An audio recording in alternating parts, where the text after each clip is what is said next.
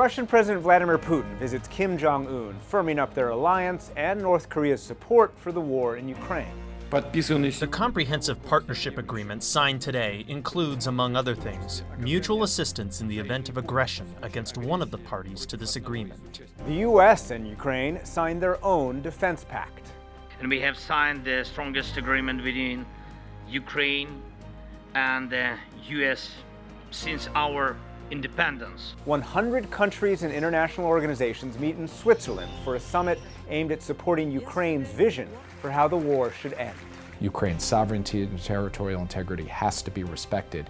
And the fact that you have a broad chorus of countries saying this, that is going to strengthen Ukraine's hand when it eventually negotiates with Russia. And while the push for peace continues, thousands of Ukrainian families fight to rescue children taken by Russia. A new investigation finds many are on Russian adoption websites. We look at the difficult road to reunite them with their loved ones. Welcome to PBS News Weekly. I'm Nick Schifrin.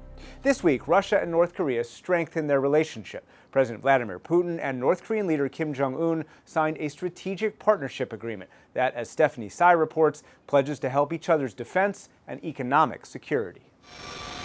As the Russian jet rolled into Pyongyang, the North Koreans rolled out the red carpet. Leader Kim Jong-un welcomed President Vladimir Putin to North Korea for the first time in 24 years. As Putin looks for support for his war in Ukraine, Kim hopes to find an economic and military ally. The tone for the summit was set with a sturdy embrace. In recent years, the countries have flirted with stronger ties. Kim Jong-un first traveled to Russia in 2019 and again in 2023 to meet Putin, but neither trip produced a formal alliance. The U.S. accuses North Korea of sending ammunition and weapons to Russia for its war in Ukraine and worries that in exchange, Russia is boosting North Korea's nuclear program. Kim and Putin have denied it, since such a trade would violate UN sanctions. But in March, a Russian veto on the Security Council ended the UN's monitoring of nuclear sanctions on North Korea and raised alarm bells. We highly appreciate your consistent and unwavering support for Russian policy. I'm referring to our fight against the hegemonic policy imposed for decades, the imperialist policy of the United States and its satellites. Today's summit formalized the strongest relationship between the two countries since the Cold War. Our two countries' relations have been elevated to a new high level of alliance, laying the legal groundwork for the grand ideas of leadership of the two countries. The treaty includes military technical cooperation between the two countries, a mutual defense pact, and opposition to Western sanctions against North Korea. Before the agreement was announced, the Pentagon raised red flags. The deepening cooperation between Russia and the DPRK is something that should be of concern. What happens in Europe matters for Asia, and what happens in Asia matters for us. NATO Secretary General Jens Stoltenberg appeared with Secretary of State Antony Blinken yesterday ahead of the summit. We've seen, as you've said, Russia try in desperation to develop and to strengthen relations with countries that can provide it with what it needs to continue the war of aggression that it started against Ukraine. In Pyongyang, the state visit came to an end with dinner and drinks as the two leaders made a show of their deepening partnership. For more, Stephanie talked with Robert Gallucci, a Georgetown University professor who in 1994 was the State Department's lead negotiator when North Korea froze its nuclear program in exchange for economic benefits. So Putin and Kim announced they signed a comprehensive strategic partnership treaty, and Putin called it a breakthrough document. As we start to see some details come out, do you see it that way? Is it a big deal? It is important and negative. I think it is both those things. But it's not a fundamental change in the nature of relations of major states. It isn't good news in terms of what the North Koreans have been supplying the Russians so that they can more effectively prosecute their invasion and war against Ukraine. That's not good news. And on the other hand, we can't be really sure what it is exactly the Russians are going to transfer to the North Koreans. Yeah, let's break down the significant parts of what we do know, starting with what Putin called military technical cooperation. Do you think that is a concerning development, the announcement of that? And what could it mean as far as Pyongyang's nuclear weapons capability? What could they transfer? The key issue is, will the Russians materially assist the North Koreans in having a more effective, more threatening nuclear weapons capability? And by that, I mean not only the weapons themselves, will they be thermonuclear weapons assistance as opposed to simple fission weapons? Will the delivery vehicles, the ballistic missiles, particularly the intercontinental ballistic missiles, that have for a long time been real questions about whether the North should have any confidence in their ICBMs, their ability to deliver nuclear weapons against continental United States, given that they can't be sure that the warheads containing these nuclear weapons would actually survive the trip and reentry and work effectively. And it's not clear at all when, in what we understand will be the language of this, if it's when and if it's released, that the Russians are committing to make these kinds of transfers. I assume those would be violations of international law and sanctions. Both countries have been under varying sanctions, especially North Korea. And if you believe U.S. officials, both are already violating these sanctions through these arms and ammunition transfers to do with Ukraine. You have engaged in high-level diplomacy with North Korea in the past. What can and should be done now by the Biden administration? We should deplore what the Russian move signals, and that is, first, no longer a willingness on the part of the Russians to see the direction of events to lead to an eventual denuclearization of the peninsula. In other words, the Russians had been aboard with the Chinese and the rest of the world at sanctioning, UN sanctions, sanctioning the North Koreans for their ballistic missile and nuclear weapons development. I think this, if it does nothing else, signals the Russians are no longer aboard, and that ought to be deplored. You said it was bad news. Is it also bad news that part of this agreement includes a mutual defense pact? I do not know what it means. I certainly, even if I had the text in front of me, and nobody does, as I understand it, it's hard to tell. I mean, when the Russians make a deal, and they have been clear, they don't call it an alliance. The North called it an alliance, but not the Russians. I mean, the last time the Russians made a security commitment that I know of like this was 1994 in the Budapest Memorandum, when they promised that they would not threaten Ukraine's security. Well, we all know what that was worth. Robert Gallucci, thank you so much for joining us with your analysis. Appreciate it. Thank you much. Putin and Kim's renewed partnership comes just days after President Biden and Ukrainian President Volodymyr Zelensky signed a security agreement on the sidelines of the G7 meeting in Italy. During that summit, the group of 7 major industrialized powers also agreed on a plan to convert frozen Russian assets held in Europe into a loan for Ukraine. Another day, another direct Russian hit on a Ukrainian apartment in Kharkiv. But this day proved different. A man buried alive was saved, providing hope to a country struggling to hold the line. An historic new bilateral security agreement. And so it was 2,000 miles away. A security agreement gave Ukraine's leader hope U.S. support would hold.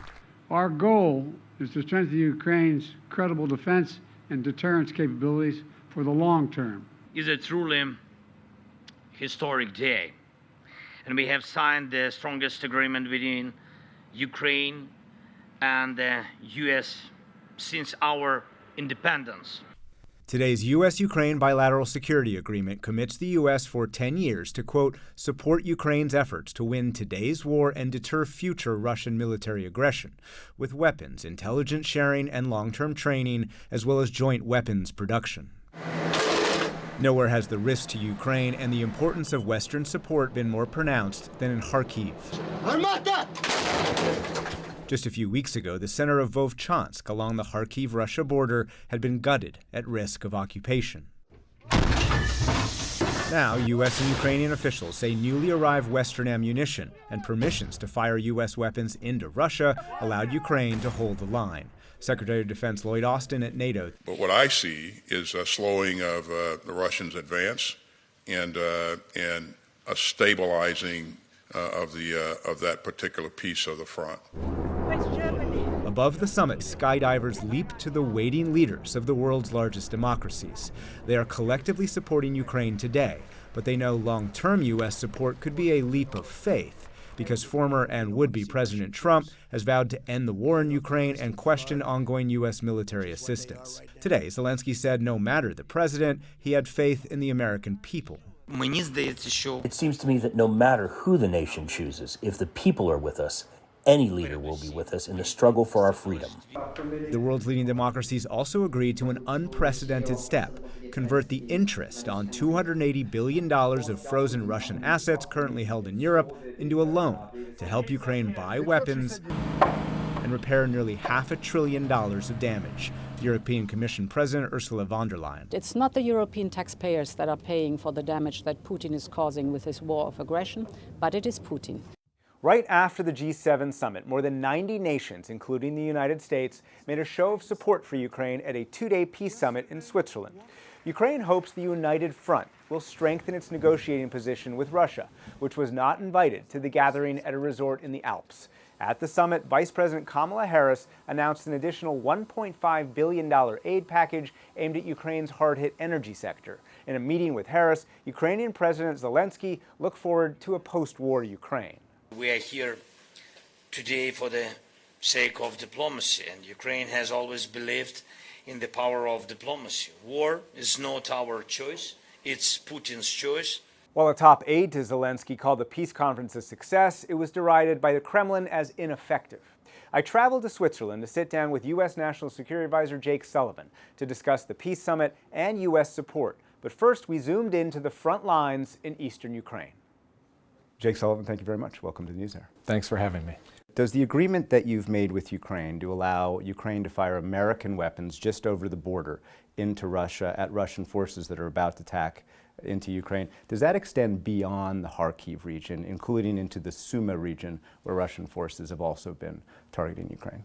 It extends to anywhere that Russian forces are coming across the border from the Russian side to the Ukrainian side to try to take additional Ukrainian territory. So that could include That's happened in Kharkiv. We've seen initial indications that Russia has made exploratory moves across in Sumy, and so it would apply there as well. This is not about geography, it's about common sense.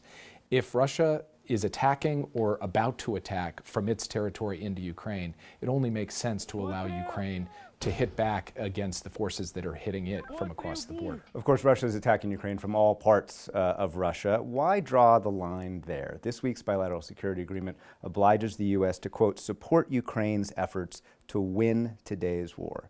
How do you expect Ukraine to win if it can't attack Russian forces that use Russia itself as a sanctuary? Well, first, we are permitting Ukrainian forces to attack Russian forces using Russia as a sanctuary in the areas where on the battlefield they are attacking from inside Russia with artillery, with other ground-based munitions. Second, we've made clear, and we have seen over the course of the past 2 years Ukraine do this, that they can use air defense systems, including those supplied by the United States, to take Russian planes out of the sky, even if those Russian planes are in Russian airspace, if they're about to fire into Ukrainian airspace. Ukraine has suggested publicly that the F-16s they'll begin to operate in the near future will be based outside of Ukraine. Is that the plan, to put the F-16s in a NATO country? The plan is to put the F-16s in Ukraine. And the bilateral security agreement that President Zelensky signed reinforced this point, that we want to help Ukraine have this capability. It should be a capability based in Ukraine. The bilateral security agreement obliges the U.S. for 10 years to share weapons, intelligence sharing, long-term training, joint weapons production. You struggled to get the supplemental through Congress. Joe Biden might not be the president next year, and former President Trump has questioned whether the U.S. should continue to support military aid and other aid to Ukraine. Why make a commitment that you don't know whether the U.S. can keep? Well, first, I do believe the U.S. will keep it. There is a strong bipartisan majority for supporting Ukraine in both the House and the Senate and among the American public. It's dangerous to ever assume what former President Trump would do if he were reelected, but there's no guarantee that he will respect the bilateral security agreement, right? in life in general and in democracy in particular, there are never any absolute lock, stock guarantees. Things can change, leaders can change, situations can change. All President Biden can do is set a course and a vision for what is in the United States' national security interest, what is in the interest of the transatlantic alliance, and what is in the interest of our partnership with Ukraine. And that type of approach has historically served America well, and President Biden is going to stick with that approach for as long as he is President of the United States, which he, of course, expects to be for another 4 years. Let's move here to Switzerland and Ukraine. What can you accomplish at a peace summit that Russia is not attending, nor is China, that has helped rebuild Russia's defense industrial base, and countries like Saudi Arabia and Kenya are calling on Ukraine and Russia to negotiate directly? Well, first, Ukraine has made clear, President Zelensky has made clear, including here in Switzerland, that ultimately this war will have to be determined at the negotiating table. The United States' goal has been to put Ukraine in as strong as possible a position on the battlefield, so it is in as strong a position as possible at the negotiating table. But its strength at the negotiating table will also be improved by what's happened here in Switzerland, because you have more than 100 countries and international organizations coming together to lay a foundation for a just peace built on a simple proposition. You cannot take territory by force. It says that in the United Nations Charter. It's at the core of international law. Ukraine's sovereignty and territorial integrity has to be respected. And the fact that you have a broad chorus of countries, not just from Europe, not just the United States, but from around the world saying this, that is going to strengthen Ukraine's hand when it eventually negotiates with Russia. And that's up to Ukraine to decide when and how that occurs. Jake Sullivan, thank you very much. Thanks for having me. A recent investigation by the Financial Times found that Ukrainian children taken by Russia in the early months of the war appear to have been put up for adoption by Russian authorities. To discuss these revelations and what it means for Russia, Wayne Jordash, president of Global Rights Compliance, spoke with PBS News' Yasmin Sami Alamiri. What did this latest investigation reveal about what happened to these Ukrainian children? There is a pattern of children being abducted into Russia or into occupied parts of Ukraine by the Russian military. Evidence shows that there are three broad scenarios. One is where the Russians occupy a particular piece of territory and they empty the orphanages and they take the children into Russia. There are scenarios where adults are separated from their children during security screening, so-called filtration by the Russian military. And then there are examples of children being separated during armed conflict. And again, those children ending up in Russian-occupied territory or in Russia itself. And we reported last year that some 20,000 Ukrainian children were forcibly deported to Russia or Russian-controlled parts of Ukraine, as you say.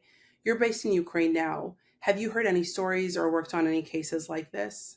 My organization consists of national and foreign prosecutors and investigators, and we support the prosecution, the prosecutor's office, and they have a juvenile justice division which is focused on these deportations. In fact, their main investigation is into these deportations. So what they do is essentially try to find out where children are, and when they find them, try to recover them, and also document deportations more generally. How difficult is this process to both, find information on these children, but also to get them back? For these crimes, what you have to investigate is how the children, first of all, went missing, who took them, how they were transported through Ukrainian territory, and where did they end up, which means you have to have access to both the Ukrainian-held territory, the occupied territory often, and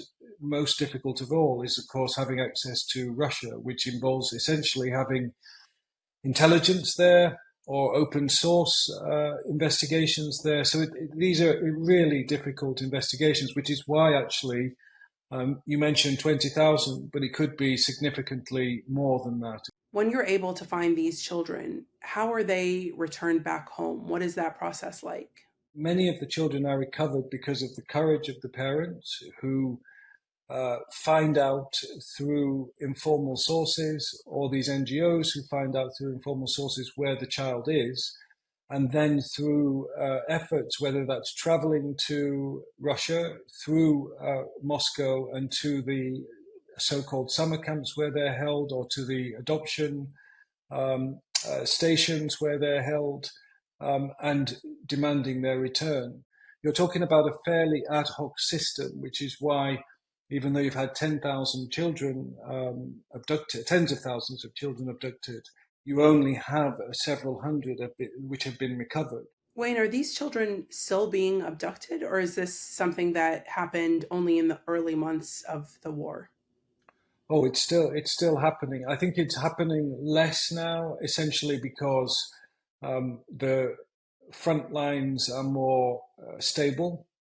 So efforts can be made to protect children, efforts can be made to protect civilians more generally. But of course, that's not always true. As we speak, there's evidence that's ahead of the International Criminal Court for other alleged war crimes. How does this evidence of forcible displacement fit into that larger landscape of evidence that's being presented to the ICC? Well, the ICC's issued arrest warrants, 4 arrest warrants. 2 are for the abduction of children, and 2 are for indiscriminate shelling of civilian infrastructure. And I think what links all the crimes by the Russian military together is a system which is designed essentially to target civilians, with the main objective being to force them to capitulate. And also what that means is capitulate and adopt Russian identity. This is often why the children are being abducted, because they arrive in Russia and then are subjected to indoctrination. They go into so-called summer camps. They go to schools where the educational curriculum is really just military indoctrination, or indoctrination about Russia and its imperialistic grandeur. You mentioned, unfortunately, that there's precedent for this type of crime involving the displacement or taking of children. What are some of these other examples where we've seen this in the recent past? I think the best example, actually, the one that resonates with me, is the theft of children by the Nazis from German-occupied territory, for example, in Poland, where there's a process of essentially taking children to Germanize them and turn them into loyal German citizens. But children stolen effectively because they represent the ideal of German Aryan Nazi theology or ideology. And so that's what you see here. Ukrainians are a choice from the Russian military and the Kremlin because they suit the population, because they can be instituted into Russian society and fulfill a population depletion problem. So it's both a population issue and if you like, a Nazism type of superiority ideology underpinning this. In this landscape where there's a lot of conversation about holding Russia accountable, who would hold Russia accountable for these allegations of war crimes, and how would it be enforced? There's no silver bullet here. I mean, the International Criminal Court, which we've mentioned, will only look to investigate and prosecute a handful of Russian senior leaders. The Ukrainian Prosecutor General's office is trying to prosecute on a national level, but of course they don't have possession or custody of most of the suspects, only low-level prisoners of war. And then you have third countries who can investigate and prosecute using universal jurisdiction principles, i.e. when they're really serious crimes, they can be tried anywhere. But effectively, this web of accountability is as good as it gets, and it's not actually very good. Wayne Jordache, President of Global Rights Compliance, thank you so much for having this conversation with me. You're welcome. Thank you. And for PBS News, I'm Yasmin Sami Alamiri. And finally, Russia's hammering Ukraine's electricity grid has caused rolling electricity blackouts. PBS News' Casey Kuhn reports on how residents in Kyiv are dealing with the darkness. By the flickering of candlelight, Valery Takalich and his wife Marina drink tea, while 2-month-old Marian coos for attention nearby. It's a routine all too familiar for the family, who regularly deals with blackouts in Kyiv following Russia's bombardment of Ukraine's energy systems in late March. For cooking, we also had to adjust and purchase a small gas camping stove to heat stuff up. This is common. Many Kyiv residents, many Ukrainians deal with shortages in this way. I think our situation is not the worst, but with the baby, it seriously complicates our reality. The blackouts even plunge local news stations into darkness. We lost lights, but this is the reality we live in. There are blackouts across the Kyiv region. We are all in it together, in same conditions. Elsewhere in Kyiv, Yevhen Klemenko gazes out onto pitch-black streets. An artist, Klemenko wakes early to capitalize on natural light for painting. I have adopted this regime. I start painting at 6 in the morning. But when blackouts hit, he manages. We knew there will be no power. I went to buy lamps, power banks, and batteries to have the minimum. Ukraine authorities say the spring Russian offensive took out about half of the country's energy generation capacity, and that damage to infrastructure will present challenges for years to come.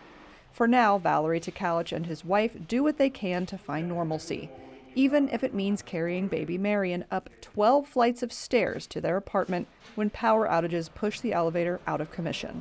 For PBS News, I'm Casey Kuhn. And that's it for this week's episode of PBS News Weekly. For all of us, thanks so much for watching.